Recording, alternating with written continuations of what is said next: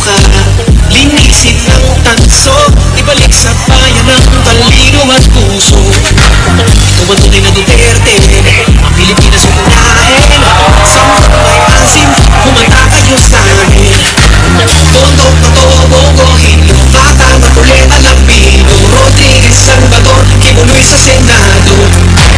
10, 22 at 28, 30, 34 at 38, 53, 56 at 58, plus 42, Duterte and straight. PDP laban straight, PDP laban straight, PDP laban straight, PDP laban, PDP laban straight, PDP laban straight, PDP laban straight, PDP laban. Para sa kinabukasan. Duterte! Duterte! Duterte!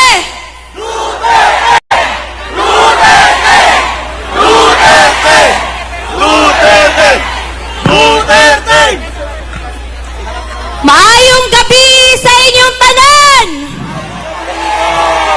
Magandang gabi sa inyong lahat! Ako si Veronica Kitty Duterte, bunsong anak ni Pangulong Rodrigo Roa Duterte! Una sa lahat, lubos na nagpapasalamat ako sa patuloy niyong pagmamahal at pagsuporta kay PRRD, sa amin na pamilya niya, at sa Duterte!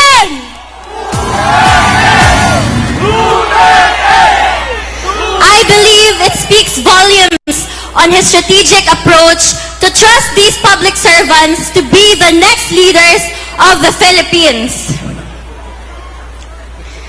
I would like to thank you, the Duterten, for your unwavering loyalty, not just to my father, but to the Filipino people. Maraming salamat sa inyo. Your principles cannot be bribed with money, power, and influence. It will not be forgotten. It has been my greatest honor in my 21 years.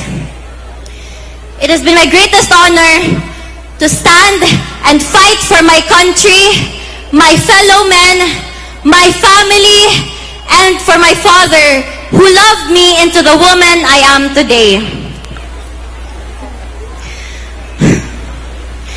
Bago siya kinuha sa akin, the night before it happened, magkatabi pa kaming natulog. I asked him, "Dada, what's gonna happen to you?" And as a father who didn't want his baby girl to worry, he responded with his usual phrase, "Asus, wala yan, maniwala ka dyan." To my Dada Rudy, who will be watching this later, pinalangga ka ni Kitty, ayaw na kalimti. Know that I remain unafraid, unbent, and unswayed, just like you.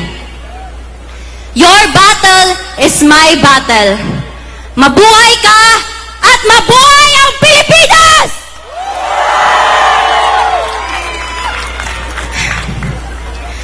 Muli kong iaabot ang personal na mensahe ni Tatay Digong para sa bawat Pilipino. Sabi niya, exercise your right to vote and do so wisely. My warmest greetings of love to every Filipino. Mga kababayan, mga kabataan, 4 na araw na lang bago ang eleksyon. Huwag niyong ipagbili ang inyong mga boto. Ipanalo natin ang Duterte! Duterte! Duterte! Maraming salamat and God save the Philippines! Pilipinas! Duterte pa rin! Duterte! Duterte! Duterte! Duterte!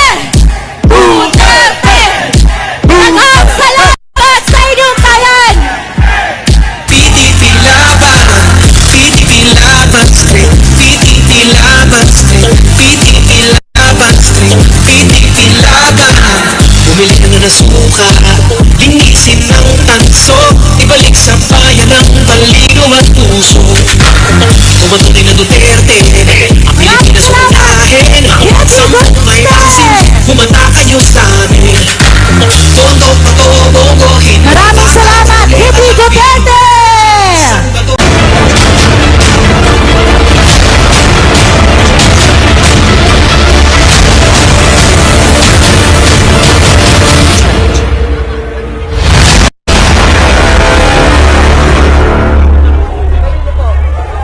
Ladies and gentlemen, the Vice President of the Republic of the Philippines, the Honorable Sara Duterte!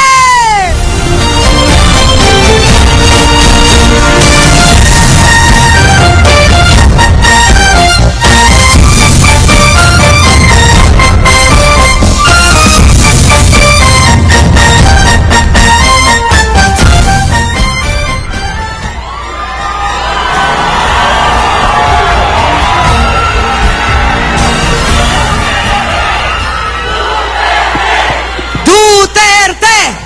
Duterte!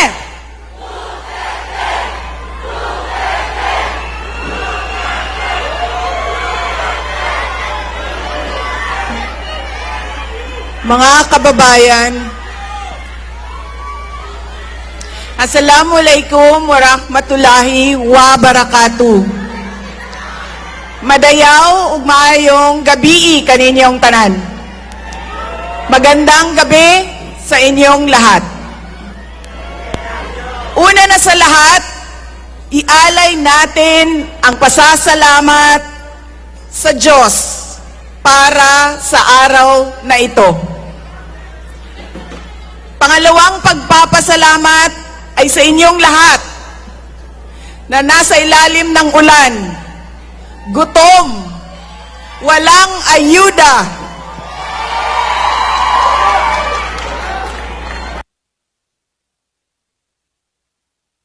hindi pumasok sa trabaho.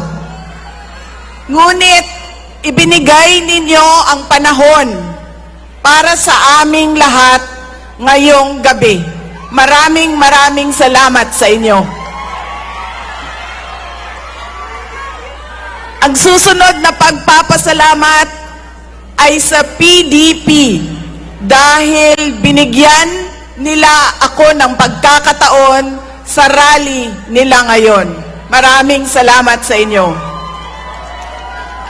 Ang sunod na pagpapasalamat ay mula kay Pangulong Rodrigo Duterte sa inyong pagmamahal, sa inyong patuloy na suporta at pagdarasal na siya ay maibalik dito sa ating bayan. Maraming salamat. Ang susunod na pagpapasalamat ay mula sa akin, sa patuloy ninyo na suporta sa akin at sa aking mga kasamahan sa opisina ng Pangalawang Pangulo. Maraming salamat. At ang huling pagpapasalamat ay mula sa akin. Dako kaayo ang amuang utang nga kabubuton kaninyong tanan sa oportunidad na ginahatag ninyo kanamo nga makaserbisyo sa atuang nasod. Daghan salamat.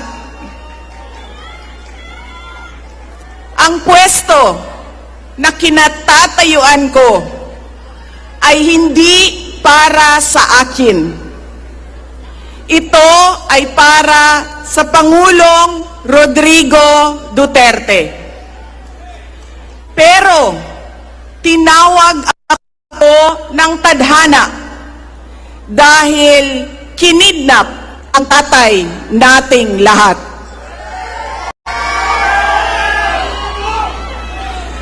Sa pagkakataong ito, nakatayo ako sa entablado at humaharap sa inyo, hindi bilang kandidato.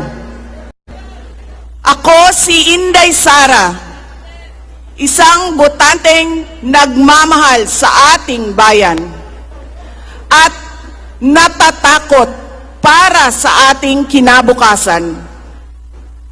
Mga kaigsuunan ko, iniibig ko ang Pilipinas. Iniibig ko kayong mga Pilipino.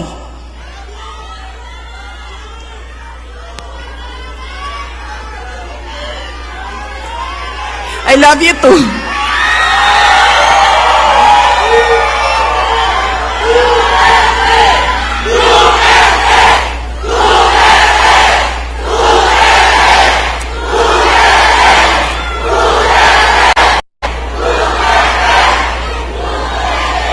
This election will decide the future of our country.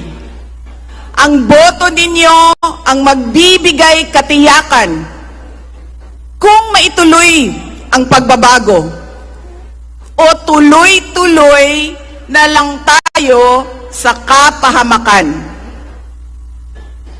Filipinos deserve better. Nagpapasalamat ako dahil nandito pa rin kayo at nakikinig sa akin sa kabila ng kaliwat kanan na paninira nila. In the past months, my name and my family's name have been dragged through the mud. I have repeatedly said it before, and I will say it again now. I am not the problem of this country.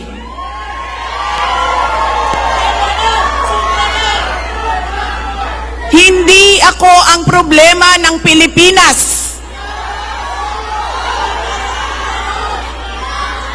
Hindi Duterte ang problema ng Pilipinas. Sino nga ba ang tunay na makikinabang kung tuluyan ng burahin sa mundo ang pamilyang Duterte?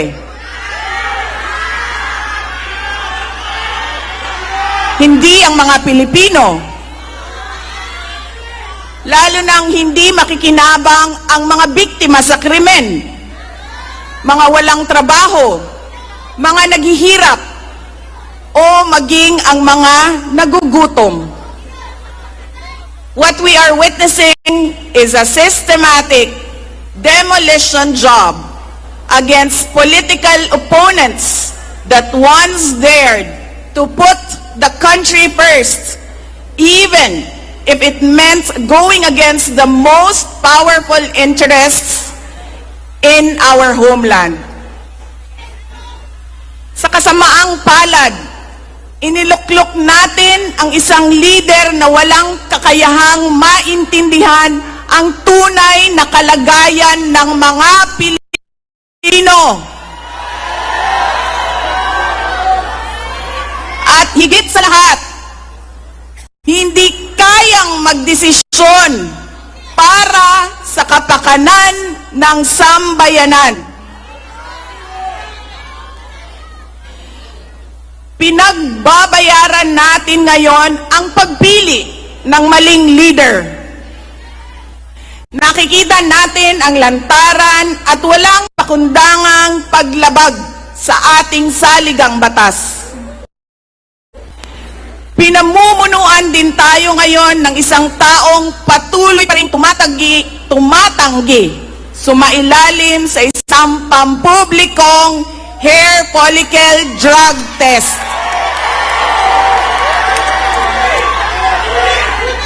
At nagsinungaling sa 20 pesos ang bigas. Ang masakit pa, nakuha nilang kidnapin ang dating Pangulo at dali-dalian nilang itinapon sa ibang bansa upang litisin ng mga dayuhan. Ngunit, higit pa sa mga kabiguang ito ay isang mas malalim na pambabastos at panghiinsulto sa ating mga Pilipino. Iniinsulto nila tayo sa paggamit ng ayuda upang bilhin ang boto ng mga tao. Ang ayuda ay hindi naman likas na masama Sa katunayan, marami ang natulungan ito noong panahon ng pandemya. Ngunit, kapag ginamit ito para manipulahin kayo at pagsamantalahan ang inyong kahirapan upang manatili sila sa kapangyarihan, nagiging sandata ito ng pang-aabuso. Again, Filipinos deserve better. We must return to long-term, concrete programs, not short-term dole-outs that are being abused by those in power. Ang kailangan ng Pilipino ay isang mabisang food security program. Isang programa na tutugon sa problemang pinakamalapit sa bituka, ang gutom. Ang kailangan ng Pilipino ay isang modernong hybrid education system na nakasandal sa pagtuturo ng disiplina at pagmamahal sa bayan. Ang kailangan ng Pilipino ay isang tunay na universal healthcare system na tutugon araw-araw sa lahat ng health centers at hospitals at hindi lamang sa mga supporters ng politiko. Ang kailangan ng Pilipino ay matibay na infrastruktura. Let us build into the future. Ang kailangan ng Pilipino ay oportunidad sa hanap buhay at trabaho dito sa loob ng ating bayan. Masakit sa kalooban nating lahat ang kalagayan ng maraming nating OFWs na malayo sa kanilang mga mahal sa buhay. At higit sa lahat, ang kailangan ng Pilipino ay peace and order. Kailangan nating ganap na puksain ang kriminalidad, illegal na droga, terorismo, at insurgency sa pamamagitan ng makatotohanang non-partisan Philippine National Police na suportado ng ating sandatahang lakas. Kinahanglan undangon nato ang batasan sa pagpili sa mga kandidato nga gikan sa political dynasty. Kining mga sikat nga apelido nga magsayaw-sayaw ra og magkanta sa atubangan. Igo ra magpakatok, undangon ang mga party list na gipanag-iya sa mga dato. Undangon ang mali na pagpili sa atong mga opisyales. Undangon ang budol o pagpamakak. Kailangan natin mag-vote straight sa mga taong magtutuloy ng nasimulan ni Pangulong Duterte. Idiretso natin ang boto. Number 38, Rodante Marcoleta. Number 10, Jimmy Bondoc. Number 56 sa balota, Attorney Vic Rodriguez. Number 22, Bato de la Rosa.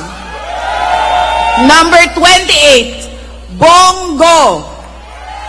Number 53, Apollo Kibuloy. Number 34, Raul Lambino.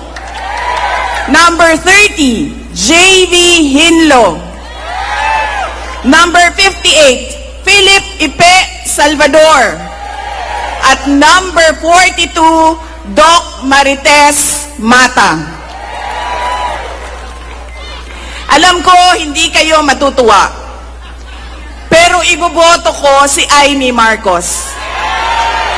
Siya ang naglakas loob na buksan ang investigasyon sa pagdukot ng pamahalaan ng isang Pilipino dito sa bayan para ihatid sa mga dayuhan.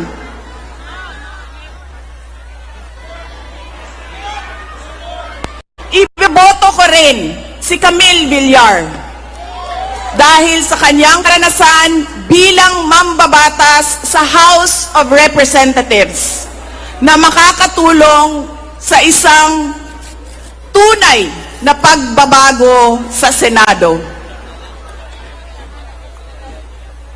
Hindi ako mapapagod na sabihin ito. We Filipinos deserve better. Tunay na kapayapaan at kaunlaran na hindi lamang para sa iilang politiko at mayayaman. Kaya sa May 12, kailangan natin maging mapagmatyag. May mga ulat at bulong-bulungan na may mga kumikilos na sa iba't ibang parte ng ating bansa. Mga babala na maaaring nagsisimula na ang malawakang dayaan sa halalan ng alyansa. Ang binuong alyansa ay isang mapanganib na pagsasanib puwersa ng isang administrasyong walang kakayahan, mga elitistang liberal, at mga tinaguriang makabayan na ang tunay na hangarin ay manatiling mahirap ang taong bayan. Isang alyansa na handang ibalik tayo sa kadiliman ng narco-politics, sa bangungot ng Typhoon Yolanda, kung saan ang mga Pilipino ay iniwan sa ulan, sa gutom, at sa kawalang malasakit. Ito ang alyansang muli nais nating alipinin gamit ang kahirapan, kasinungalingan, at kapangyarihan. Sa May 12, bumoto tayo ng may buong dangal. Bumoto tayo ng may tapang. Let us show the world that no amount of vote buying or cheating can suppress the fury burning in our hearts.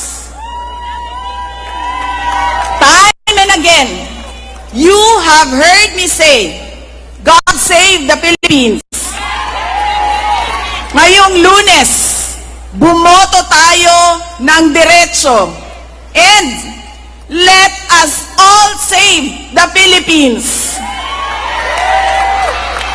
Ako si Inday Sara Duterte, isang botante. Syukran. Itataas na po, tawagin na natin ang ating Duterte upang iangat ang kanilang kamay ng ating minamahal na Vice Presidente. Numero 10, Jimmy Bondoc. Numero 22, Bato de la Rosa. Número 28, Senator Bongo. Número 30, J.B. Hino. Número 34, Raúl Lambino. Número 38, Rodante Marcoleta. Número 53, Pastor Apollo Kibuloy. Número 56, Attorney Vic Rodriguez. Número 58, 58, nag-isang Philip Salvador. At número 42, Doc Richard Mata. Kasama ang ating PDP Laban Duterte! SRP Senator Robin Padilla. PDP Laban Street, PDP Laban Street, Duterte. Duterte! Duterte! Duterte. Duterte. Nakikiusap po ako, i-on po natin ang mga flashlight natin dahil kakantahin natin ngayon ang Pilipinas Duterte pa rin! Kinuloy sa Senado kay 22 at I-on natin para makita ng buong Pilipinas kung gaano tayo kadami dito sa Liwasang Bonifacio. Kasama ang KOJC Choir, kakantayin na natin ang Pilipinas, Duterte pa rin. PDP laban straight, PDP laban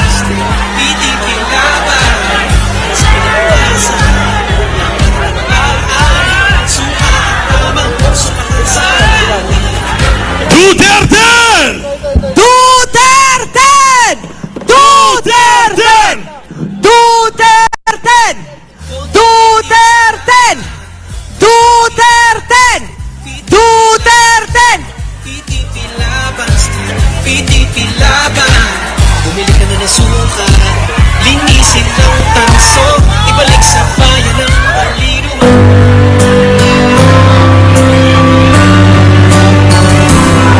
Ang bulong ay pumalat na. Isa ang nais nila. Isigaw ang nadarama. I-on po natin ang mga ilaw ng cellphone! Buksan po natin ang ating mga ilaw at cellphone at mag-isa sa pagkanta. Pilipinas, Duterte pa rin! ang tunay na nagmamahal sa atin. Laban niya ay laban natin! May laban natin. Pilipinas, Duterte pa rin! Duterte pa rin.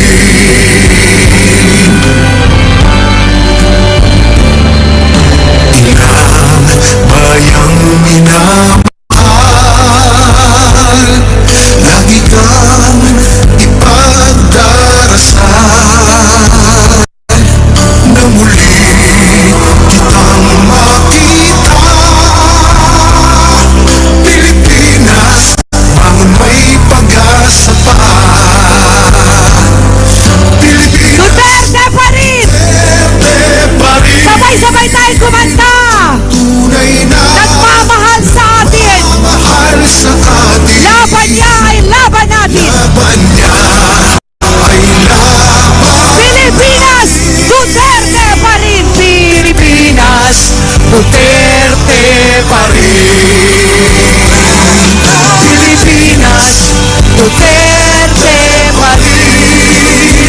Ang tunay na nagmamahal sa atin. Laban niya ay laban natin! Laban niya ay laban natin. Pilipinas, Duterte pa rin! Duterte pa rin. Pilipinas, Duterte pa rin! Duterte! Duterte! Duterte! Duterte! Duterte! Duterte! Duterte!